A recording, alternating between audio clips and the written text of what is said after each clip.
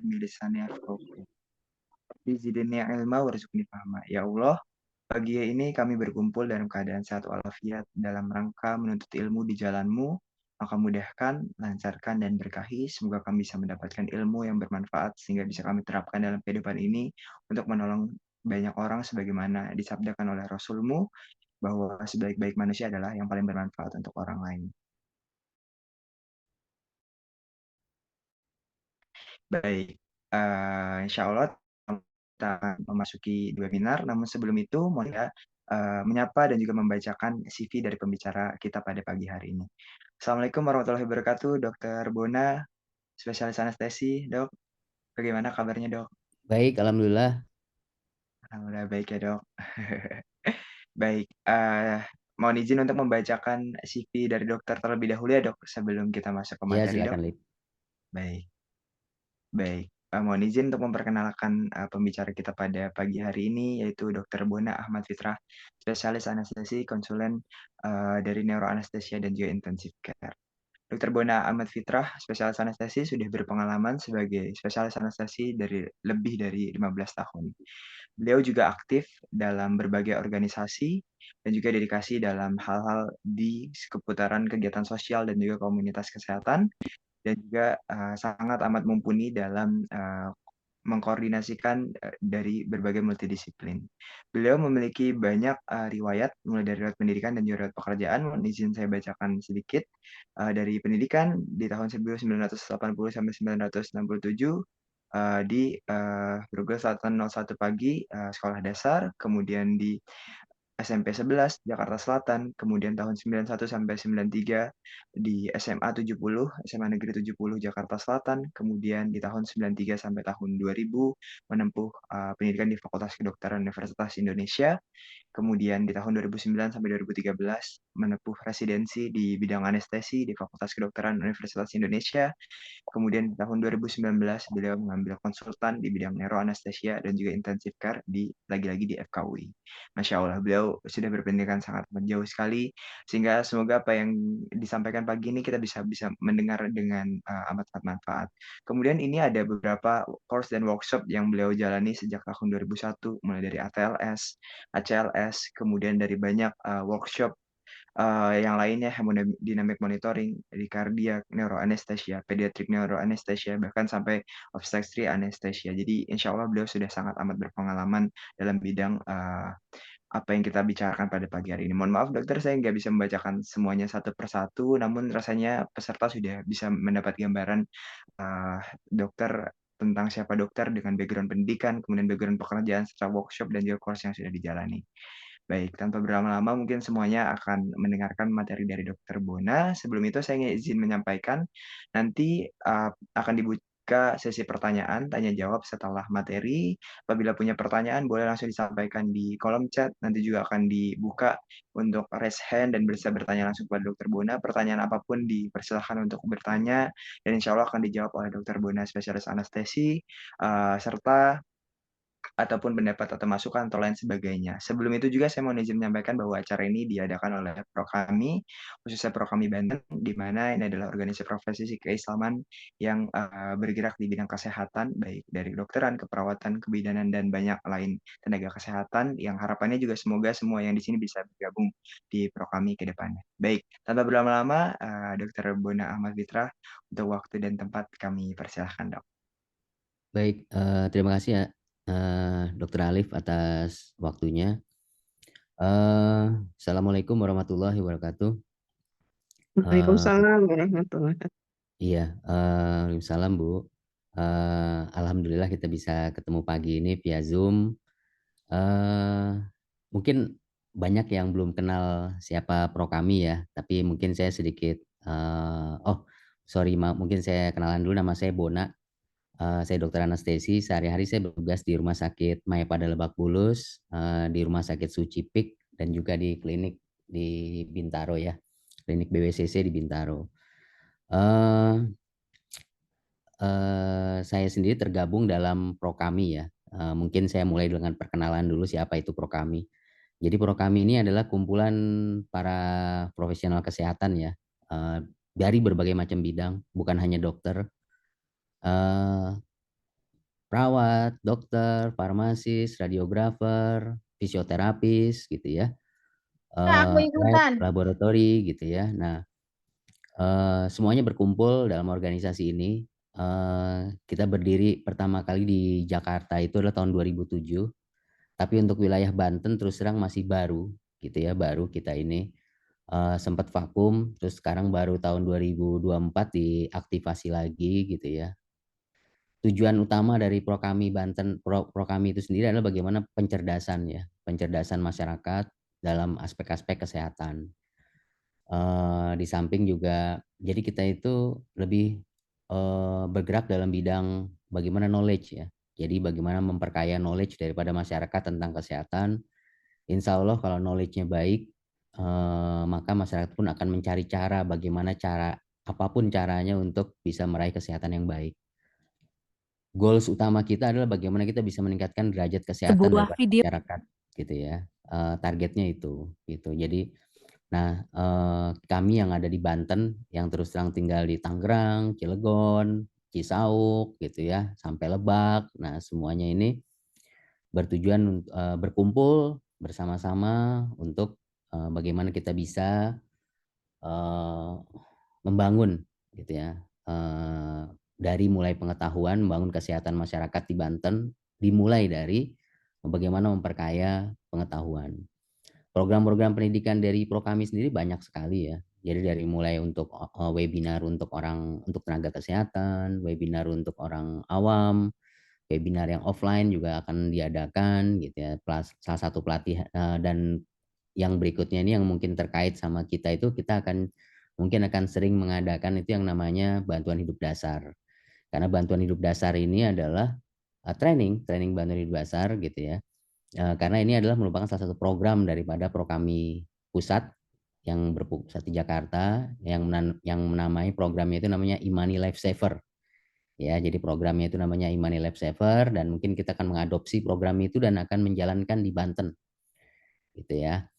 Nah, pada pagi ini tugas saya adalah memotivasi dulu, bukan melatih gitu ya. Jadi bukan melatih, jadi saya akan lebih banyak bicara tentang falsafah, kenapa kita perlu BHD, bantu apa itu BHD gitu ya. Saya akan lebih banyak bicara terkait hal itu. Jadi bukan teknis pelatihannya. Kalau teknis pelatihannya nanti saya jelasin sedikit sekilas gitu ya, dan bagaimana pelatihannya apa segala macam. Tapi sekilas saja. Tapi tujuan saya adalah utama pagi ini, targetnya adalah bagaimana memotivasi. Bagaimana memotivasi para saudara-saudara sekalian di manapun berada agar bisa mau agar mau belajar, karena terus terang untuk belajar BHD ini peluangnya banyak dan seringnya orang menganggap tidak penting gitu ya. Mungkin ada yang dikirim dari perusahaan tempat kerjanya, ada mungkin ibu-ibu yang berkumpul, ibu-ibu arisan, kita belajar BHD yuk, itu ada gitu, seperti itu. Dan tempat belajarnya pun banyak gitu ya. Nah, tapi bagaimana kita bisa punya semangat gitu ya untuk belajar. Apa sih pentingnya BHD ini gitu ya? Apa perlu kita belajar bantuan hidup dasar gitu ya. Nah, ini adalah hal-hal pokok yang akan saya sampaikan pada pagi ini. Mungkin sekilas itu dulu ya. Slide. Sebuah video rekaman Oke. CCTV yang Nah, kita memperlihatkan akan lihat detik-detik dulu seorang ini pria tergeletak tak sadarkan diri sebuah film saat ya. salat di Masjid SPN Sari. Dalam video viral yang beredar, laki-laki berpakaian putih itu tengah melaksanakan ibadah salat asar. Setelah posisi sujud, laki-laki yang diketahui dosen di IAIN Langsa, Aceh itu terjatuh ke arah samping kanan. Kebenaran soal sosok dosen meninggal saat salat tersebut dibenarkan oleh Himayati yang juga seorang dosen IAIN Langsa. Benar, beliau Muhammad Mukhlisma, dosen IAIN Langsa. Katanya, Himayati menjelaskan, almarhum sempat mengikuti ujian P3K di Gedung Amal Convention Hall Banda Aceh. Kemudian, Oke, almarhum stop dulu. mengerjakan salat Stop dulu, asar Sam. sebelum Oke. Stop dulu aja, stop dulu, Sam. Oke. Jadi itu adalah salah satu kejadian yang ini sih saya ambil dari berbagai macam media ya. Ada yang dari YouTube, ada yang dari Thread, ada yang dari macam-macam. Tapi yang saya eh, sampaikan tadi adalah banyak sekali kejadian kematian mendadak gitu ya, yang kita tidak tahu sebabnya apa segala macam. Dan kalau kita lihat tadi penolongnya itu temannya yang sholat di depannya itu yang menepok-nepok itu segala macam, apakah itu benar langkah yang bisa kita lakukan gitu ya. Karena menit ke menit itu ticking dan itu akan berpengaruh pada nyawa daripada temannya tadi gitu ya. Oke, ini ya sekarang coba film kedua, ini kita lain lagi nih. Film kedua saya.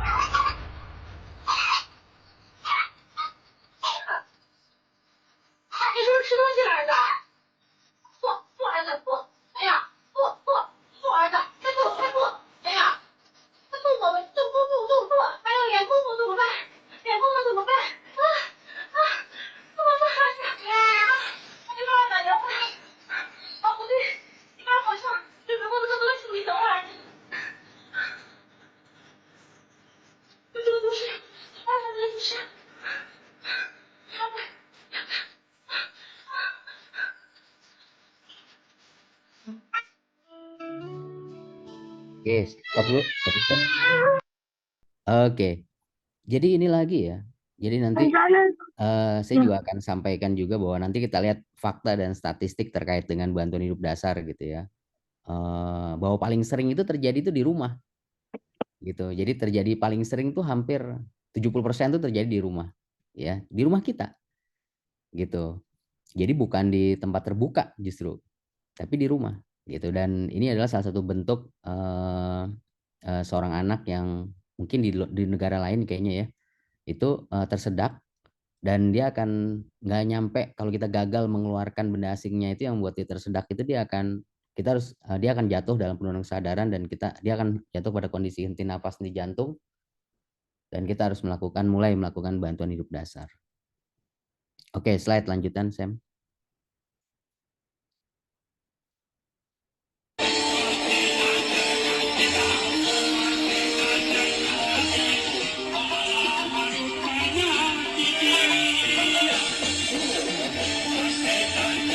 Dicepetin dikit mungkin filmnya ya. Kayaknya rada panjang depannya nih.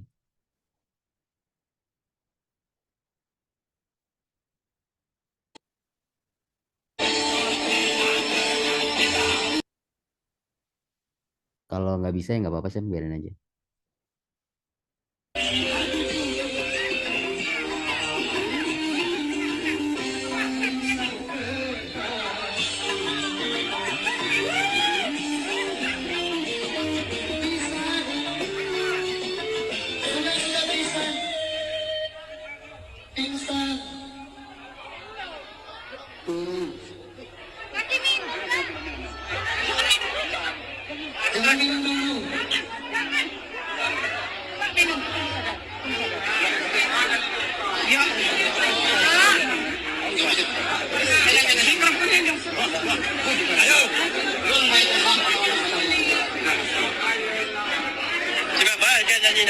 Oke, cukup Sam. Cukup Sam. Oke. Ini satu lagi kejadian, mohon maaf ini foto orang-orangnya tidak di blur ya, tidak dihitam, tidak digelapkan atau tapi saya juga hanya mengambil dari media sosial yang ada untuk targetnya adalah pembelajaran kita semua. Pada intinya memang yang namanya kematian itu tidak pernah mengenal waktu ya. Jadi kita yang lebih muda bukan berarti kita hidup lebih panjang daripada yang lebih tua dari kita. Atau mungkin saya yang bicara di sini hidup lebih panjang daripada kalian yang mendengar. Jadi kita tidak ada yang tahu kematian itu kapan akan datang. Tapi pada prinsipnya adalah bantuan hidup dasar itu kalau terjadi pada teman kita, saudara kita, rekan kerja kita, atau anak kita ya, terjadi hal-hal yang tidak kita inginkan, kita bisa melakukan prosedur daripada bantuan hidup dasar ini. Bantuan hidup dasar ini nanti saya akan jelaskan gitu ya, adalah memang sih tidak mudah gitu ya untuk apakah akan berhasil setelah dilakukan WHD kita juga nggak tahu. Tapi jelas kita punya suatu usaha yang apa ya, yang secara ilmiah gitu ya, berdasarkan keilmuan gitu ya, pengetahuan kita untuk menolong gitu. Kalau kita lihat tadi dari awal kan nggak ada yang prosedurnya itu dikerjakan secara baik dan benar ya. Dari mulai yang video pertama tadi, yang ditepok hanya punggungnya seperti cuma manggil-manggil doang, gitu ya. Terus yang kedua, ibunya panik, memang panik, pasti panik. Kalau anak tersedak seperti itu nggak ada yang nggak panik gitu ya. Dia sudah melakukan yang namanya head tilt chin lift gitu ya. Apakah itu suatu prosedur yang benar pada anak gitu ya. Lalu yang ketiga, yang paling video film yang ketiga itu adalah yang ada yang nggak sadarkan diri pada saat lagi keramaian, terus tiba-tiba, oh kasih minum, pada ada jangan kasih minum gitu. Padahal di situ ada ya ada Pak Polisi yang harusnya merupakan skill daripada BHD ini adalah wajib bisa dikerjakan atau dilakukan atau diperform ya atau di deliver atau diberikan oleh seorang awam khusus ya. Jadi kalau di Indonesia itu polisi, penjaga pantai, ya itu yang namanya awam khusus ya, yang wajib sebenarnya bisa melakukan pertolongan bantuan hidup dasar.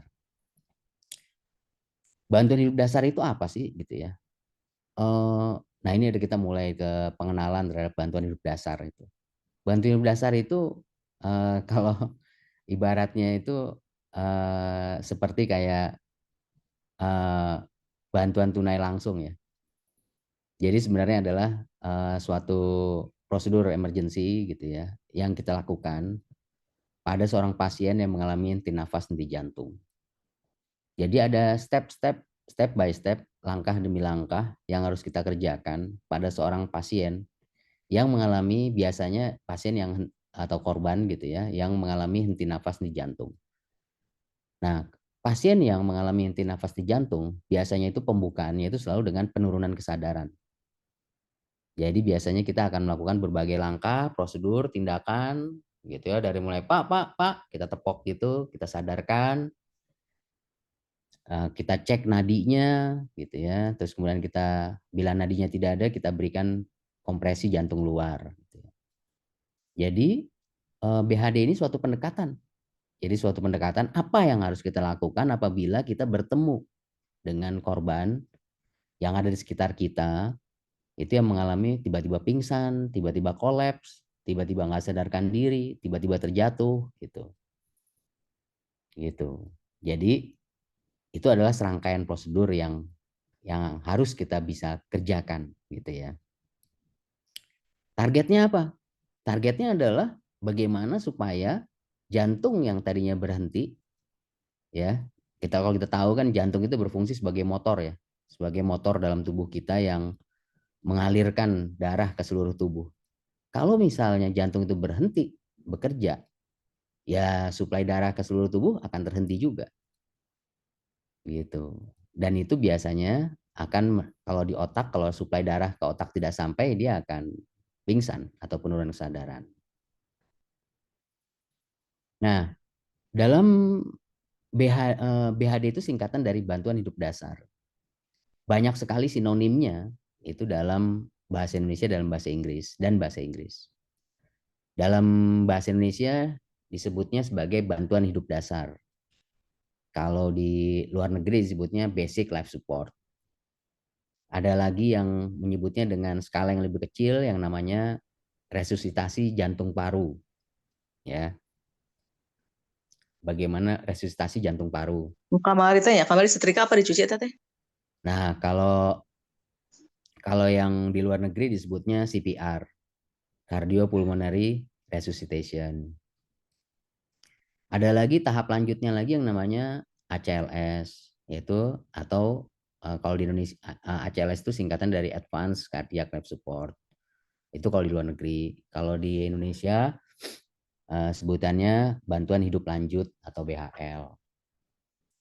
Nah, kita jangan terpancing sama istilah-istilah ini gitu ya. Tapi kata kuncinya adalah yang harus diingat daripada BHD itu adalah serangkaian langkah, serangkaian tindakan, serangkaian prosedur yang hanya bermodalkan tangan gitu ya, tangan dan pikiran kita untuk bagaimana kita bisa mengembalikan peredaran darah dalam tubuh sampai kapan? Sampai penolong yang lebih ahli datang. Gitu. Jadi kita sebagai orang awam gitu ya. Kita sebagai orang awam harus bisa melakukan dulu pertama kali, karena kita yang menemukan pertama kali. Nanti kita akan lihat fakta dan statistiknya gitu ya, bahwa time is ticking gitu ya. Time is muscle. Semakin telat kita memberikan bantuan pada pasien, ya pasien itu peluang untuk selamatnya makin kecil dan pasien akan meninggal gitu. Oke, slide.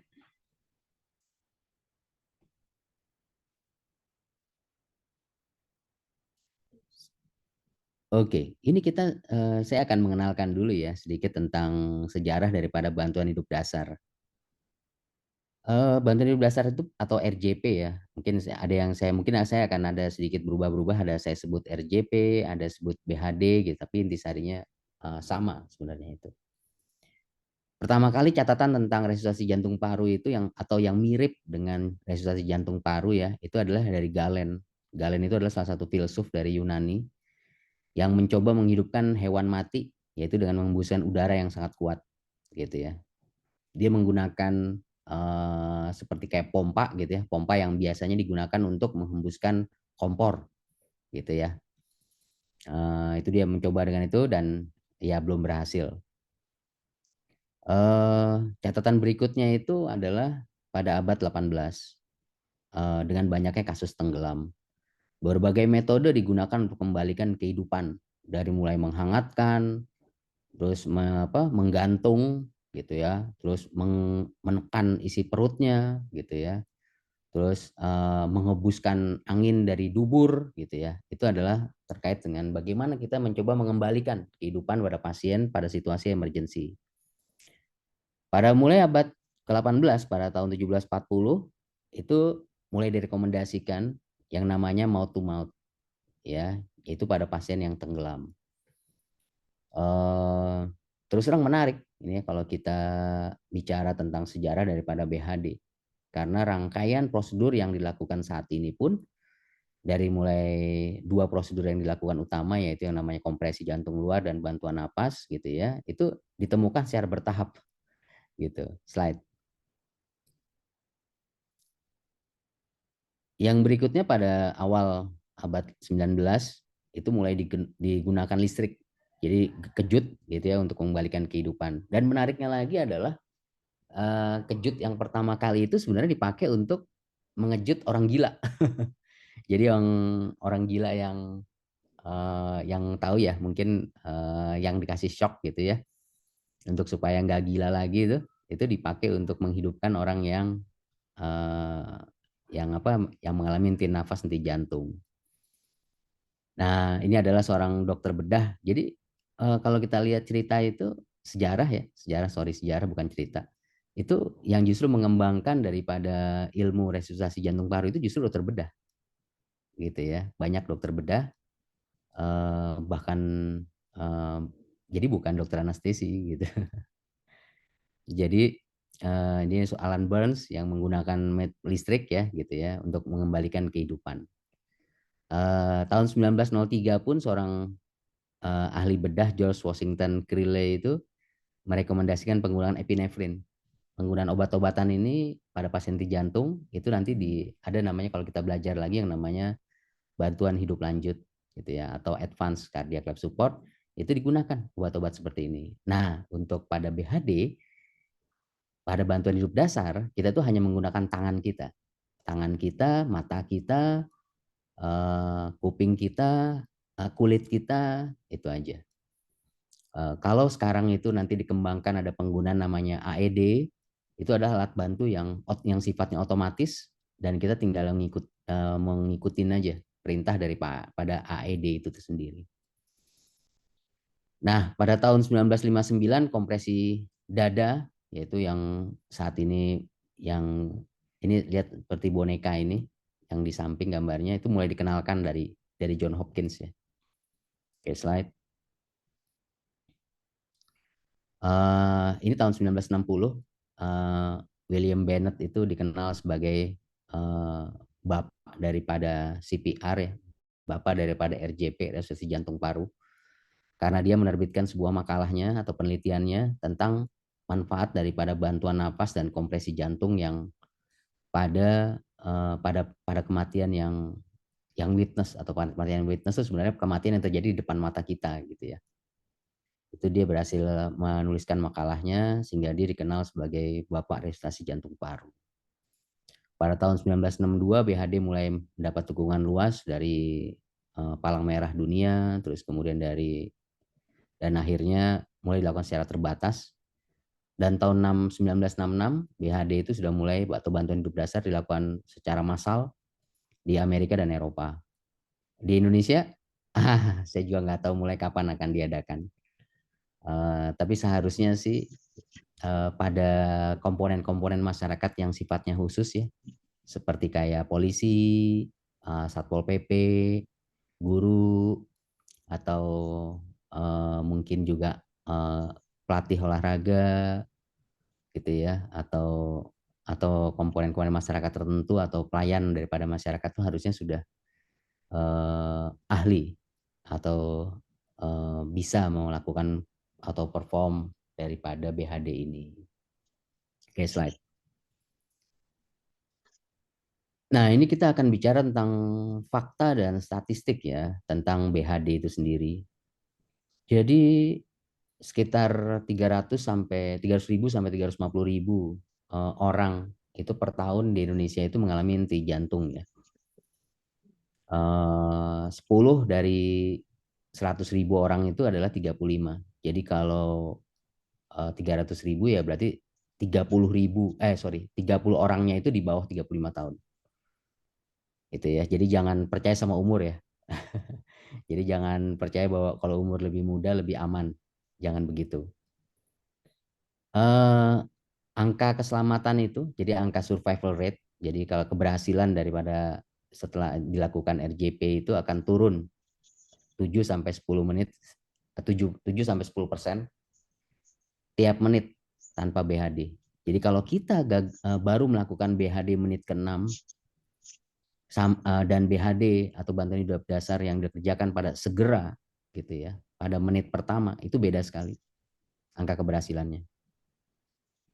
Nah, ini yang harus saya sampaikan dan ingat benar gitu ya, bahwa 80% itu terjadi di rumah. 20% itu hanya di ruang publik. Jadi sebenarnya kalau kita belajar BHD, itu sebenarnya kita mengamankan keluarga kita sendiri. Gitu ya. Jadi kita itu mengamankan keluarga kita sendiri. Karena harus diingat ini, 80% terjadi di rumah gitu ya, bukan di ruang publik. Ruang publik itu hanya 20%. Gitu. Makanya salah satunya yang jargon Depkes itu waktu pas episode 2000 awal ya, itu ada yang namanya istilah safe community. Itu ya, safe community, mungkin para sejawat kesehatan masih ingat ya, di awal 2000, 2099, 2000 itu ada istilah namanya safe community, di mana bagaimana kita menciptakan lingkungan yang aman bagi masyarakat kita gitu ya. Dan salah satunya andalannya itu adalah BHD, bantuan hidup dasar ini. Jadi kalau misalnya kita bisa BHD, yang paling mungkin justru digunakan atau mendapat penggunaan dari BHD itu adalah justru mungkin keluarga kita. Itu suatu fakta yang menarik ya. Oke, ini adalah data-data di Indonesia ya. Kita buka data-data di slide. Nah, ini adalah data-data dari Red Cross Amerika ya. Hampir sama, nggak jauh beda gitu ya. 350.000 orang per tahun di Amerika mengalami serangan jantung. Jadi ada istilah namanya out of hospital cardiac arrest gitu ya. Jadi di luar cardiac arrest yang terjadi di luar rumah sakit. Dan yang harus diingat 90% adalah meninggal dunia. Gitu ya. Ini adalah yang satu pertanyaan big question bagi kita semua. Ini di Amerika, bagaimana dengan di Indonesia? Jangan-jangan kita 120%. Gitu. Yang data yang berikutnya lagi adalah tingkat kelangsungan hidup pasca serangan jantung di luar rumah sakit hanya 10%. Jadi apa gitu ya? Angka keterlambatan tinggi sekali gitu ya. Karena hanya 10% yang jadi kita yang masih bisa hidup, jadi dia terjadi di luar rumah sakit, serangan jantung, dia survive, dibawa ke rumah sakit, keluar dari rumah sakit hanya 10%. Nah, ini ada angka yang nggak jauh beda dengan Indonesia, 70% serangan jantung terjadi di rumah, gitu ya.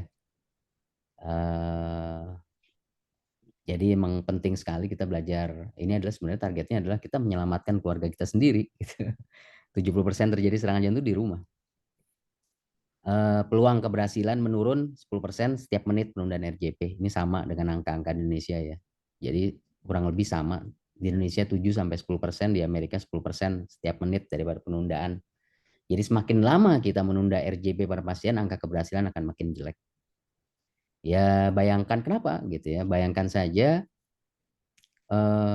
darah itu tidak ngalir, gitu ya. Darah itu tidak beredar dalam tubuh kita, gitu ya. Darah tidak mengalir di korban, gitu ya. Kalau kita ingat lagi itu yang film tadi di awal ada film yang pertama dan yang ketiga, berapa menit tuh kira-kira terjadi penundaan RJP? Itu dalam sekian menit itu darah sudah tidak ngalir ke otak, ke paru-paru, jantung, dan organ tubuh yang lain. Dan ini menurunkan angka keberhasilan. Keberhasilan apa? Keberhasilan untuk membalikan kehidupan. Kalau di rumah sakit, terutama di ICU ya, yang pengalaman saya itu, bila terjadi henti jantung yang witness, jadi disaksikan, itu angka keberhasilannya besar sekali. Kita mungkin baru satu siklus melakukan kompresi jantung luar dan bantuan nafas, itu bisa langsung kembali normal irama jantungnya. Tapi kalau misal terjadi di luar rumah sakit atau masih di dalam rumah sakit tapi terjadi di ruang rawat inap gitu ya, itu udah makin jelek angka keberhasilannya. Walaupun tidak pernah diukur sih. Mungkin harus kapan-kapan ada dokter di Indonesia atau peneliti yang mau meneliti lebih lanjut ya angka keberhasilan daripada RJP ini. Slide. Nah, ini adalah angka menarik lagi. 40% pasien penerima RJP itu dari orang sekitarnya. Gitu ya. Jadi benar-benar kalau kita belajar bantuan hidup itu sebenarnya kita menyelamatkan keluarga kita, orang sekitar kita gitu ya. Hanya 26% ini selamat hingga ke rumah sakit. Dari semua 100% panggilan misalnya itu hanya 26% yang selamat hingga di rumah sakit. Hanya 11% pasien menerima RJP dan AED. Jadi penggunaan AED ini adalah salah satu rangkaian daripada prosedur daripada BHD, bantuan hidup dasar. AED ini mungkin kalau kita pernah lihat bareng-bareng itu biasanya ada di lokasi-lokasi publik ya.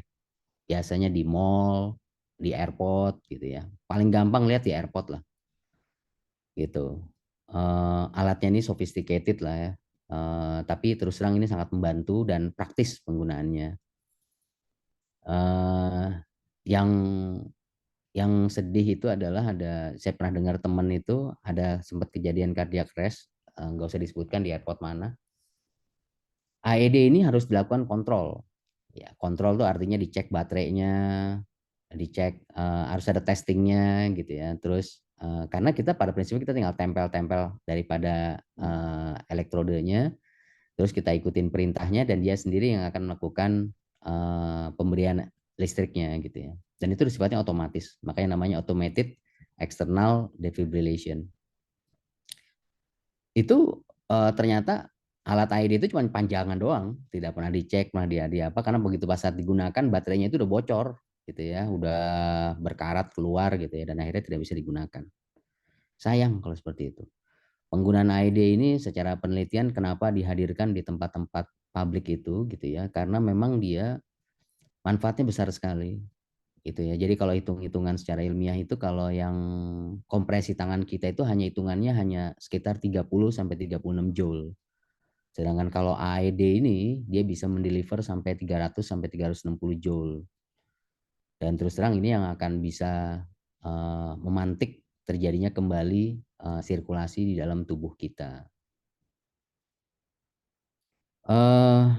80% daripada out hospital cardiac arrest itu adalah akibat serangan jantung. Nah, yang selain itu bisa terjadi karena asfiksia. Asfiksia itu karena gangguan pernafasan ya, perdarahan, overdosis obat, dan tenggelam. Jadi kalau yang senangnya hobinya diving, wajib bisa nih. Atau misalnya yang senang mungkin bukan diving ya, mungkin atau snorkeling gitu ya, wajib bisa nih untuk RJP itu. Saya waktu itu pernah sekali waktu iseng-iseng snorkeling di mana di Bali. Itu saya tanya sama yang dampingin snorkelingnya, Mas punya brevet CPR? Yang hebatnya dia bilang punya. Dia tunjukin saya. Itu baru mantap seperti itu. 63% adalah pasien laki-laki ya. Mungkin keras kali ya kehidupan sebagai laki-laki, sampai 63% daripada pasien yang menerima daripada RJP itu adalah laki-laki. Oke, slide. Pertanyaan berikutnya adalah, dan ini yang paling sering ditanyakan oleh masyarakat awam, apakah BHD dapat mencegah kematian? Gitu. BHD itu adalah usaha kita, ya, usaha kita bagaimana kita mencoba mengembalikan sirkulasi yang gagal. Akibat apa? Berbagai macam hal, gitu ya. Yang paling sering adalah serangan jantung. Kalau ditanya apakah dia bisa berhasil atau mencegah kematian, itu kita hanya usaha. Yang hasilnya ya kalau kita sebagai orang Muslim ya, kita kembalikan kepada Allah yang Maha Kuasa. Tapi coba buka YouTube-nya gitu ya. Contoh paling klasik, sayangnya di filmnya itu nggak di rekamannya itu tidak dipertontonkan. Saya tadinya mau cariin itu untuk kalian itu, untuk kita semua gitu, untuk kita bisa lihat bagaimana ini waktu Euro 2022 yang kalau ingat Denmark lawan Finland, itu ada namanya Christian Eriksen. Gitu. Karena ini peristiwa ini jadi omongan di dunia anestesi gitu ya. Christian Eriksen itu henti jantung di lapangan, terus di RJP resusitasi apa segala macam, terjadi sirkulasi spontan dibawa ke rumah sakit gitu ya, dan akhirnya dia bisa main bola lagi gitu. Gitu. Bisa jadi ini mungkin hanya case by case gitu ya, tapi kalau kita lihat sequence daripada kejadiannya adalah dia terjadi heart attack, serangan jantung, terus kemudian dilakukan pertolongan dengan cepat, prosedur yang diberikan tepat, gitu ya. Angka keberhasilannya besar sekali untuk mengembalikan kehidupan. Bukannya berarti kita playing God ya, bukan kita berperan mengambil peran sebagai, tapi ini kita sebagai usaha kita untuk mengembalikan kehidupan. Coba aja googling atau nonton di YouTube, pasti ada tuh. Euro 2002 cardiac arrest gitu, coba cari, atau mungkin coba cari dari pemain bolanya ya, Eriksen namanya, Christian Eriksen atau apa saya lupa. Oke, slide. Emang apa sih yang dikerjakan pada saat bantuan hidup dasar itu ya? Jadi ini saya akan jelaskan secara global ya. Tapi nanti begitu kalian masuk dalam pelatihannya, itu kalian akan diajarkan secara detail step dan stepnya, step by step. Pada saat BHD itu sebenarnya simple sekali yang dilakukan itu. Pertama yang harus kita lakukan adalah aktivasi gawat darurat. Jadi payung dari apapun daripada prosedur BHD ini adalah sistem gawat daruratnya dulu. Jadi kalau kita, mungkin ini juga baik bagi pemangku kebijakan di wilayah Banten gitu ya, atau kabupaten atau provinsi, atau mungkin juga seluruh Indonesia, bahwa apakah kita punya sistem emergency yang baik. Karena pada akhirnya kalau misalnya terjadi sesuatu misalnya di wilayah Tangsel, dalam berapa menit ambulan bisa datang, atau dalam berapa menit, atau berapa second, atau berapa menit ambulan itu akan bisa sampai ke lokasi yang dituju. Karena terus terang yang akan menolong pertama kali itu adalah orang awam. Dan orang awam itu hanya mengandalkan tangan, kepala, pikirannya, dan tidak menggunakan alat apapun gitu. Dan harus ada di mana perawat atau tim medis yang lebih ahli yang untuk membantunya. Jadi step pertama kali kalau kita berhadapan sama kasus yang memerlukan pertolongan segera itu adalah aktivasi.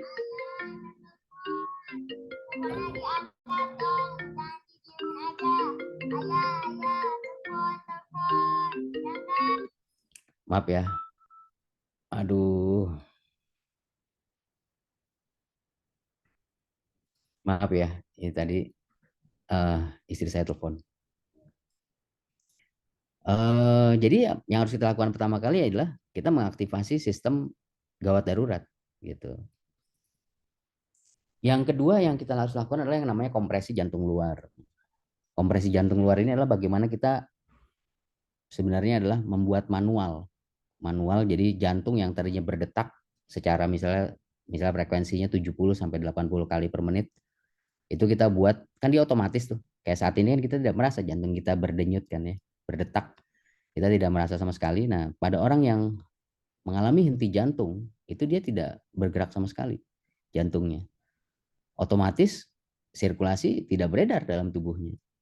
Bagaimana caranya dia supaya dia kembali pulih lagi? Nah, itu adalah kita lakukan yang namanya kompresi jantung luar. Yang berikutnya adalah bantuan nafas. Nah, bantuan nafas ini adalah bagaimana kita bisa memberikan bantuan nafas. Targetnya adalah bagaimana supaya udara atau oksigen itu bisa mengisi daripada darah yang beredar dalam tubuh kita. Gitu. Sehingga seperti kita tahu yang namanya oksigen itu dibawa oleh darah. Yang berikutnya adalah AED. AED ini harus ada di lokasi gitu ya. Jadi kalau misalnya kita AED tidak ada ya mungkin kita akan RJP terus gitu ya. Tapi kalau AED ada, kita bisa gunakan. Kita pasangkan ke korban, kita tempel, kita ikuti perintahnya gitu ya. Nah, harapannya akan bisa berhasil. Ini adalah rangkaian kegiatan yang kita lakukan di BHD. Step by step ini akan diajarkan pada saat pelatihan. Ya, slide. Siapa yang wajib bisa melakukan BHD ini? Yang paling pokok adalah sebenarnya adalah setiap pelayan masyarakat. Kenapa salah satunya falsafahnya Prokami itu memasalkan bantuan hidup dasar pelatihan BHD itu adalah karena pada prinsipnya setiap individu di masyarakat Muslim, setiap individu Muslim tugasnya adalah melayani. Itu salah satu falsafahnya. Jadi tugas kita adalah melayani. Jadi kalau misalnya masyarakat memerlukan bantuan, kita harus siap. Termasuk juga dalam situasi emergensi seperti ini. Makanya salah satu di Prokami itu ada program namanya Imani Life Saver, program Life Saver itu adalah targetnya adalah itu tadi. Bagaimana kita sebagai pelayan masyarakat itu bisa membantu apabila masyarakat memerlukannya. Secara di negara kita mungkin pelayan masyarakat itu bisa Satpol PP, polisi, tentara, ASN, petugas imigrasi, ya, petugas bea cukai, bahkan petugas di penjaga pantai, gitu. Itu wajib bisa. Yang berikutnya adalah komunitas masyarakat. Seperti kita tahu di masyarakat itu banyak sekali komunitas ya, baik dari mulai komunitas olahraga, komunitas berkesenian, apa segala macam gitu ya. Nah ini harus bisa. Yang berikutnya adalah para pelajar. Para pelajar itu adalah agent of change, adalah agen-agen perubahan. Gitu. Mereka harus bisa merubah yang mungkin dulu kita istilahnya tidak pernah tahu, tidak pernah belajar, dan mereka harus belajar. Gitu. Jadi agent of change ini adalah para pelajar. Jadi kalau harapannya adalah kalau para pemuda ini bisa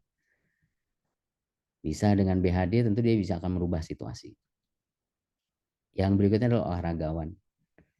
Banyak sekali itu kasus-kasus olahraga itu bisa terjadi henti jantung ya.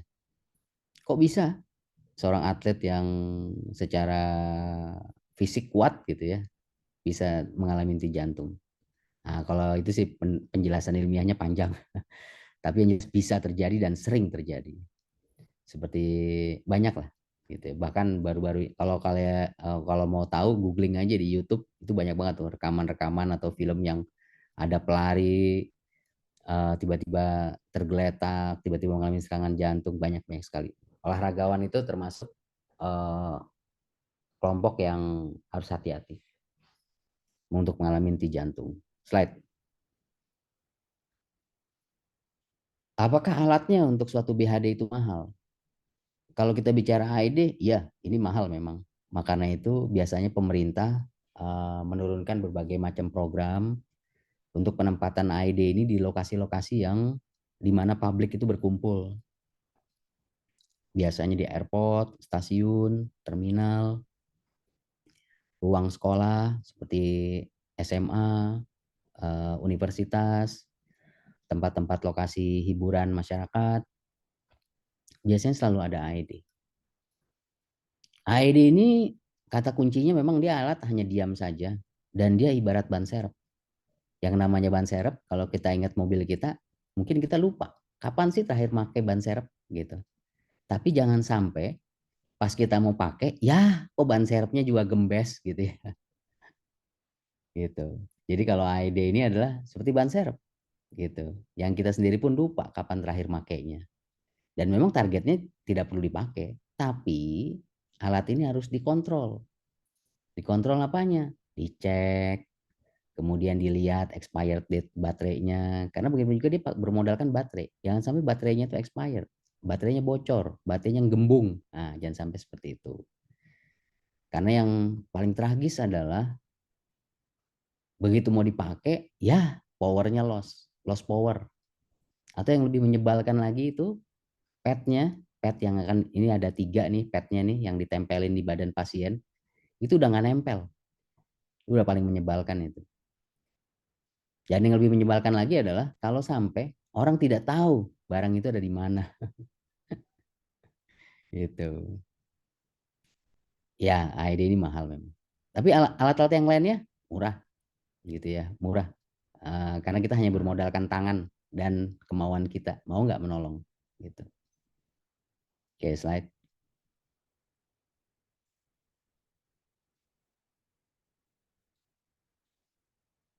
Pertanyaan berikutnya adalah eh, susah nggak sih belajar BHD? BHD tidak susah dipelajarin, karena memang ini disetting untuk semua orang awam bisa, untuk bisa melakukan atau mendeliver atau memberikan bantuan pertolongan dengan BHD ini. Apakah lama? Tidak lama, karena kalau kita paling belajar itu hanya 8 jam. 8 jam itu eh, dari mulai tes awal, terus kemudian kita mengikuti kuliah, kita latihan apa segala macam dengan berbagai macam, dari mulai orang dewasa, remaja, bayi, gitu ya. Kita latihan terus itu 8 jam. Sampai terakhir kita diuji lagi dan kita bisa certified untuk memberikan BHD ini. BHD ini juga punya masa expired date ya. Jadi kita kalau misalnya kita habis masa sertifikasi kita ya kita harus latihan lagi. Latihannya pun bukan latihan dari awal lagi, kita cukup mengulang. Mengulangnya itu paling hanya 1 jam 2 jam selesai. Gitu. Di luar negeri pun juga bagaimana dengan masyarakat awam gitu ya. Kalau pada awam khusus gitu ya atau misalnya pada polisi, tenaga perawat, dokter gitu ya. Itu mereka wajib certified di luar negeri ya, wajib certified. Tapi bagaimana dengan orang awam?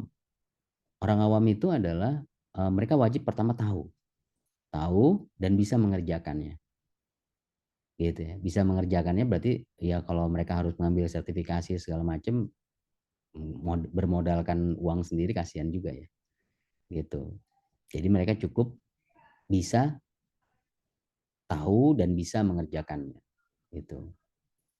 Karena pada prinsipnya mereka itu akan pertama kali gitu. Kalau di luar negeri itu ada programnya.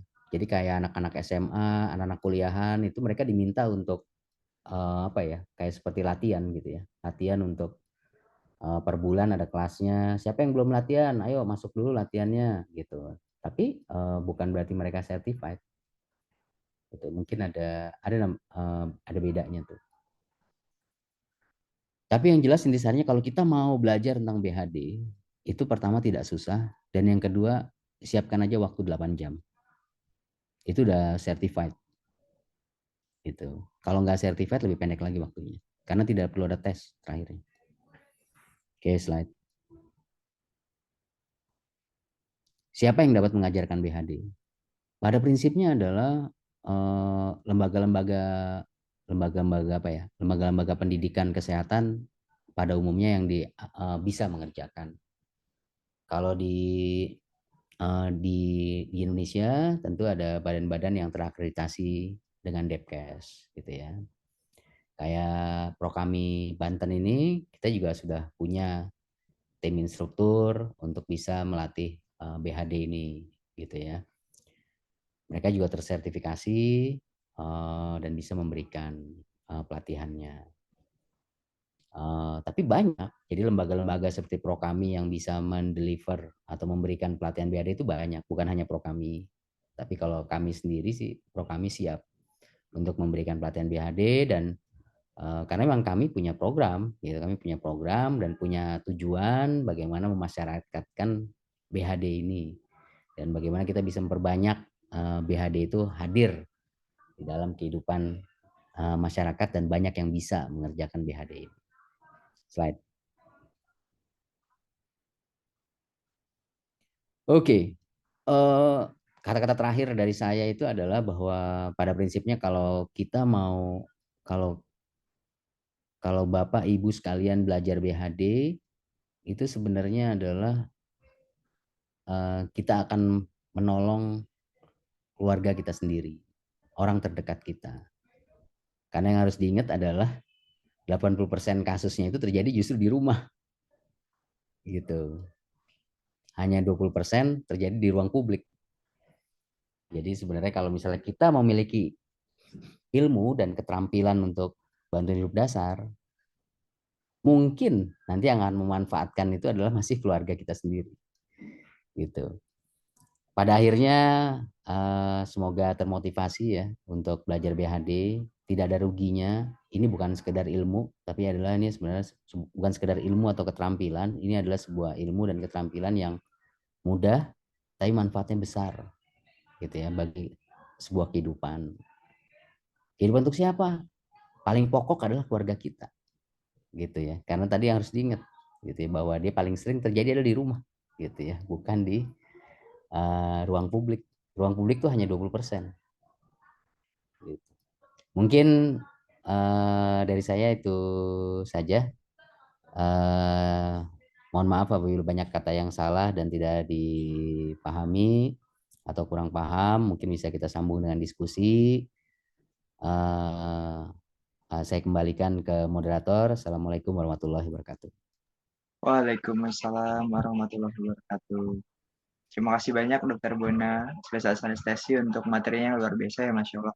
Banyak hal-hal filosofis yang kita dapatkan kenapa BHD itu penting dalam kehidupan kita. Sekali lagi bahwa ini fakta yang menarik yang mungkin banyak dari kita juga baru tahu ya bahwa hal-hal yang membutuhkan bantuan hidup dasar ini ternyata terjadi di lingkungan sekitar kita lebih banyak ketimbang di ruang-ruang publik, di rumah kita, mungkin di masjid kita, dan lain sebagainya. Semoga dengan tahu BHD ini secara detail nanti juga kita bisa menyelamatkan orang-orang terdekat karena menyelamatkan satu nyawa manusia sama seperti menyelamatkan nyawa manusia seluruhnya.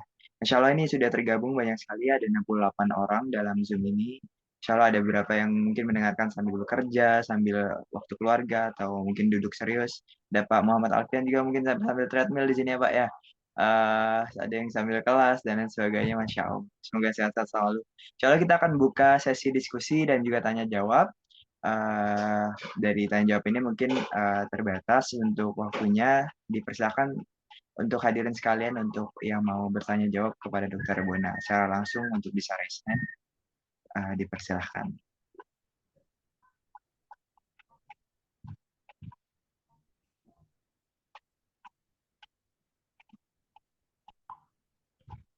Silahkan untuk boleh mengangkat tangan apabila ada yang ingin ditanyakan. Boleh seputar apa saja, terutama tentang BHD ini, mungkin lebih teknikal, lebih detailnya, atau lain sebagainya.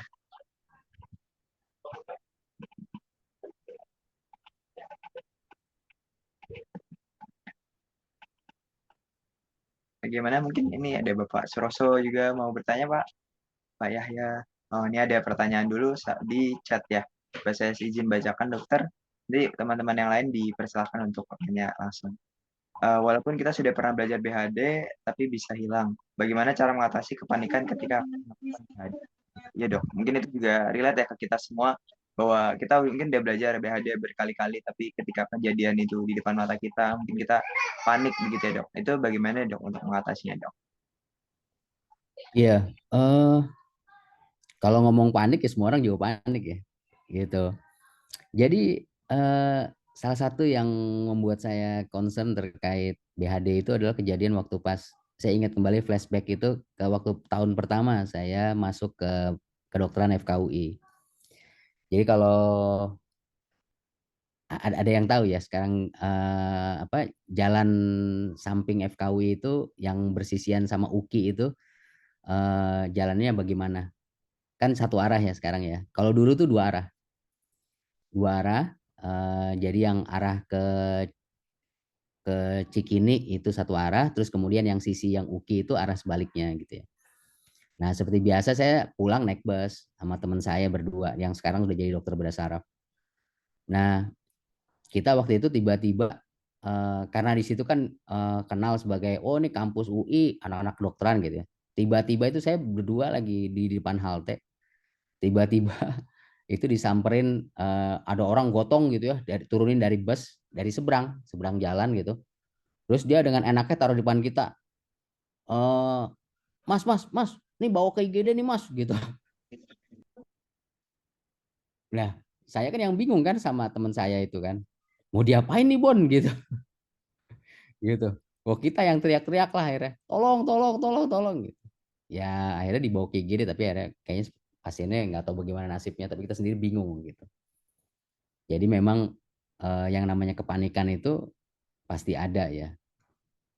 Tapi pada prinsipnya adalah dengan pelatihan yang baik, dengan kita ingat lagi step by stepnya gitu ya, dari mulai kita tepok, kita cek respon, kita aktivasi sistem emergency. Aktivasi sistem emergency itu kalau di luar negeri mungkin keren ya, telepon 911 gitu ya, kalau di film-film. Tapi faktanya kalau di Indonesia mungkin kita cuma bisa teriak tolong, tolong, tolong gitu ya. Atau kita keluar rumah terus ya, tolong, tolong, tolong gitu ya. Kita mencoba mengaktifkan sistem emergency di lingkungan kita sendiri. Untuk kita tolong dari mana? Dari tetangga kita, dari security yang ada di sekitar kita, gitu seperti itu. Jadi kalau di Indonesia mungkin aktivasi sistem emergency itu lebih mirip seperti kita teriak-teriak minta tolong gitu ya. Jadi dengan pelatihan yang baik, kepanikan itu bisa hilang gitu ya. Jadi kita akan review lagi gitu ya. Dan kalau di pelatihan dokter atau perawat tuh biasanya pada saat simulasi ya, ada yang namanya megacode ya. Jadi kalau di pendidikan dokter atau perawat itu yang pada saat kita melakukan advance cardiac life support itu pada saat pelatihannya itu kita ada namanya intruder. Jadi memang didesain ada intruder. Intruder itu yang bikin panik. Jadi kan dalam kehidupan sehari-hari realnya itu kan ada keluarga pasien apa segala macam gitu ya, yang teriak-teriak, yang panik segala macam. Wah itu kita sebagai perawat, sebagai dokter kan makin lebih panik lagi kan gitu ya. Itu adalah intruder. Nah intruder itu yang mengacaukan pola pikir kita gitu ya, yang merepotkan pikiran kita. Dan itu kita dilatih untuk berhadapan dengan itu, dengan situasi itu berulang kali itu. Kita harus lulus yang namanya megacode itu. Megacode itu suatu simulasi bagaimana kita bisa menolong pasien atau korban gitu ya yang mengalami henti nafas, henti jantung. Nah itu ada intrudernya tuh, dari mulai keluarga pasien yang teriak-teriak lah apa segala macam seperti itu. Jadi kata kuncinya adalah kalau kita panik gitu ya, kalau kita berada di panik, ingat lagi step by stepnya gitu. Ingat lagi satu satu apa nih? Oh aktivasi sistem dulu, tepok, cek respon gitu kan, cek respon gitu. Terus kemudian cek nadi gitu kan, nadinya di mana gitu. Insya Allah sih kalau latihannya baik 8 jam cukup untuk mengingat itu ya. Satu lagi kalau trik saya itu begitu panik itu misalnya panik gitu ya. Kalau saya biasanya kalau panik justru malah gerakan itu jangan buru-buru tapi pelan pelan. Tarik napas dulu, Pak, Pak, Pak, tenang, Pak. Jadi begitu saya bilang tenang itu sebenarnya saya bukan menenangkan pasien ya, tapi bukan menenangkan keluarga pasien, tapi menenangkan diri saya sendiri. Gitu. Jadi saran saya pertama kita harus latihan dengan baik, itu yang paling pokok. Yang kedua adalah berbagai macam cara ada untuk menenangkan diri kita sendiri. Karena pada akhirnya kalau kita sendiri nggak tenang sebagai penolong, bagaimana kita bisa menolong korban kita gitu ya, atau pasien kita. Mungkin itu ya dari saya. Silakan, Liv. Baik, Masya Allah. Terima kasih banyak dokter atas jawabannya. Kemudian ada pertanyaan selanjutnya nih dok. Untuk membedakan pasien nih butuh RJP atau enggak tuh bagaimana dok? Dari Xiaomi nih, dok. Kurang tahu siapa namanya dok. Cara membedakannya simpel sekali dan pasti akan diajarkan dalam setiap pelatihan daripada BHD. Itu adalah dicek di nadinya. Jadi kita akan cek nadi, cek napas gitu ya. Jadi sebelum kita melakukan kompresi jantung luar maupun bantuan napas, kita itu pasti akan ngecek dulu gitu. Jadi bukan langsung main kompa aja gitu ya. Langsung genjot gitu, nggak begitu. Langsung genjot, langsung gaspol gitu, nggak begitu. Jadi ada prosedurnya step by stepnya. Dan yang sebelum kita mendeliver atau memberikan bantuan kompresi jantung luar, itu ada step by stepnya. Kita cek respon dulu, kita cek napas, kita cek nadinya, kita cek nadi dulu. Nadi tidak ada, berarti dia mengalami suatu gagal jantung, artinya suatu gagal sirkulasi. Karena nadi tidak bergerak. Kalau nadi tidak ada, tidak teraba gitu ya. Dan kita ceknya jangan di tangan, tapi ceknya juga di leher. Itu semua akan diajarkan dalam pelatihan.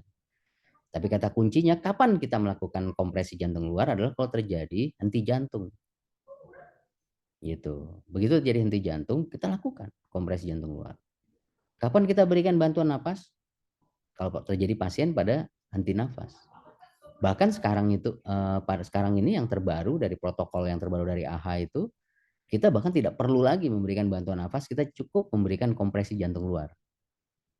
Gitu. Jadi kompresi aja gitu. Kompresi terus gitu. Bahkan tidak perlu. Gitu. Kira-kira seperti itu ya, Rik. Baik, terima kasih banyak dokter. Mungkin ini menyambung dari pertanyaan selanjutnya ada dari Pak Suroso tadi apakah ada pelatihannya? Insya Allah ada ya dok ya. Dari Prokami mungkin akan ada punya acara-acara selanjutnya. Insya Allah akan dikabarkan gitu ya dok. Kalau misalkan ada mungkin Jadi pelatihan dan sebagainya. insya Allah sih Prokami sih memang punya program untuk ngadain pelatihan ini gitu ya.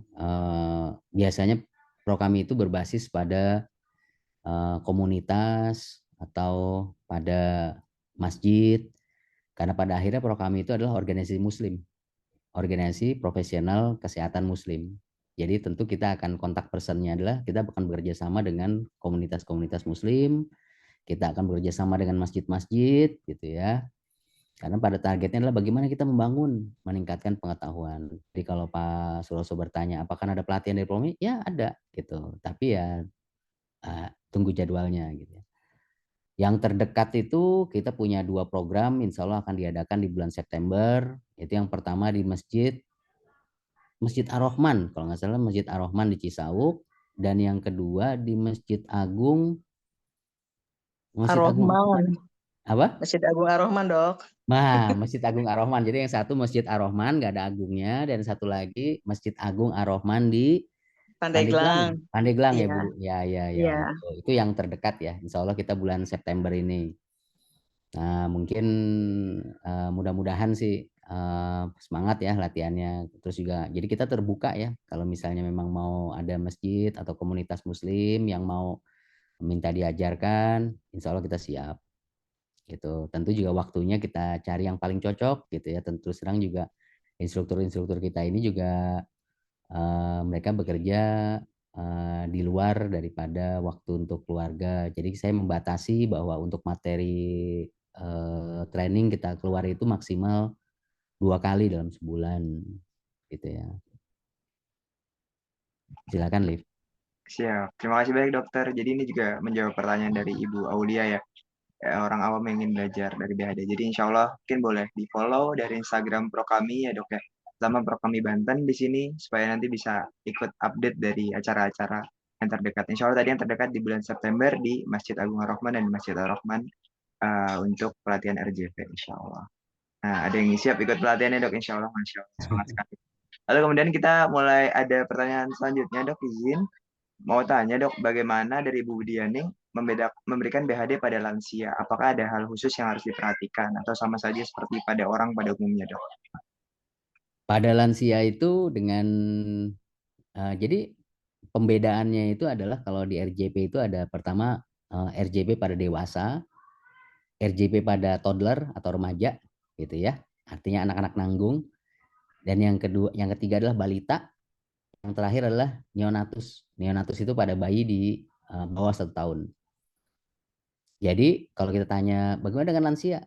Lansia itu kategorinya sama seperti orang dewasa. Kenapa penggolongannya dibagi menjadi dewasa, toddler, children, ya, child, dan neonatus. Neonatus itu bayi di bawah 1 tahun. Terus kemudian children itu adalah di bawah 5 tahun. Terus toddler itu adalah usia belasan. Terus kemudian dewasa. Karena secara anatomis begitu dia masuk lansia tidak terjadi perubahan anatomi, gitu ya. Tidak ada perubahan anatomi, terutama anatomi di daerah dada. Gitu. Jadi kalau misalnya ditanya apakah sama jurus BHD-nya pada lansia dan pada dewasa? Sama. Gitu. Di samping itu juga kalau kita belajar BHD itu banyak seperti kayak teknik-teknik yang membedakan seperti kayak misalnya pada ibu hamil. Ibu hamil atau laki-laki yang atau perempuan yang obesitas gitu. Itu beda pada saat pertolongan tersedak.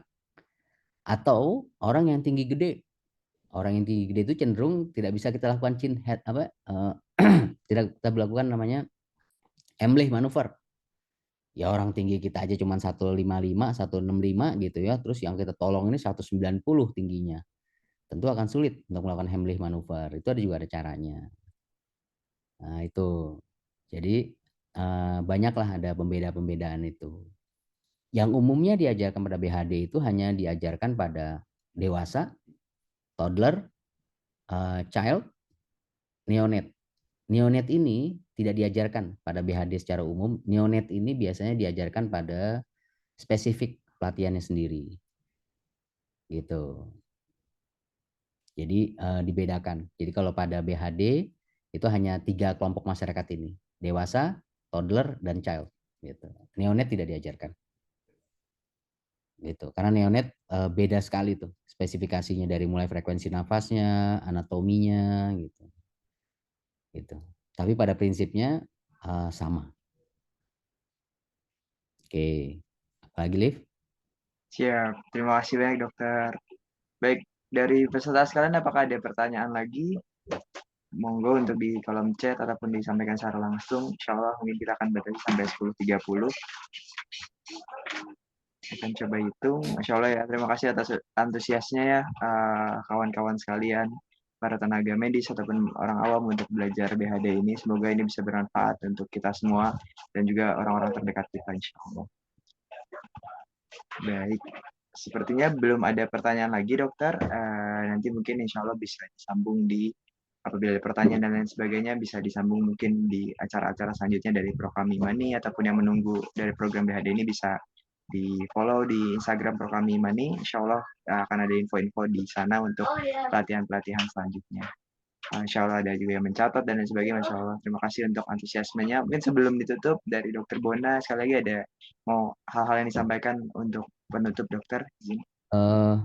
Tidak ada sih. Saya cuman menyampaikan terakhir ya bahwa yang jelas yang namanya BHD itu adalah sebuah keterampilan dan pengetahuan yang bisa kita aplikasikan mudah, tidak mahal, tapi ini sangat membantu bagi kalian para tenaga medis, orang awam atau apapun pekerjaannya ataupun apapun profesinya, kalau ingin membantu sesamanya mulai dari ini gitu ya, mulai dari belajar BHD. Karena inilah paling dasar gitu. Bagaimana kita berusaha mengembalikan kehidupan pada seseorang yang mengalami awal kematian. Mungkin itu saja ya. Baik, terima kasih banyak dokter. Mungkin sebelum kita akhiri, kita bisa foto bersama terlebih dahulu. Para peserta sekalian diharapkan untuk bisa menghidupkan kamera supaya wajah tampan dan cantiknya nih bisa ikut terfoto gitu ya. Insya Allah juga mungkin dari Program Imani akan diupload juga di Instagramnya, jadi bisa lihat juga muka-muka yang tampan dan juga cantik ini di weekend ini, Insya Allah.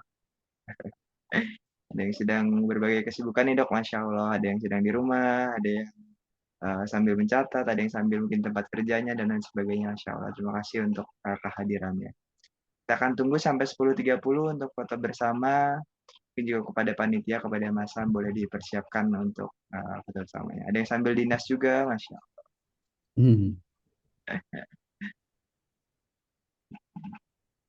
Ayo, ayo boleh kameranya. Kita tunggu sampai 10.30.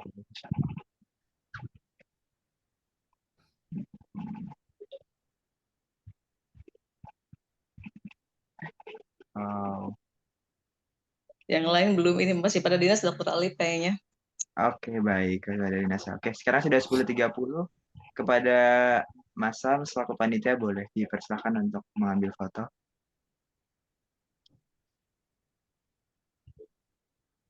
Oke, hitungan 3 ya. 1, 2, 3. Sekali lagi. 1, 2, 3. Oke. Oke, baik. Terima kasih banyak sekali lagi kepada Dr. Bona, spesialis anestesi untuk materinya yang luar biasa, Masya Allah. Terima kasih banyak untuk segenap panitia, Mas Sam, dan kawan-kawan, Dr. Nuli, serta segenap peserta. Semoga sehat selalu, semoga selalu dilimpahi keberkahan oleh Allah. Mari kita tutup dengan mengucap hamdalah. Alhamdulillahirabbil alamin. Alhamdulillahirobbilalamin. Subhanakallahumma bihamdika asyhadu alla ilaha illa anta astaghfiruka wa atubu ilaik.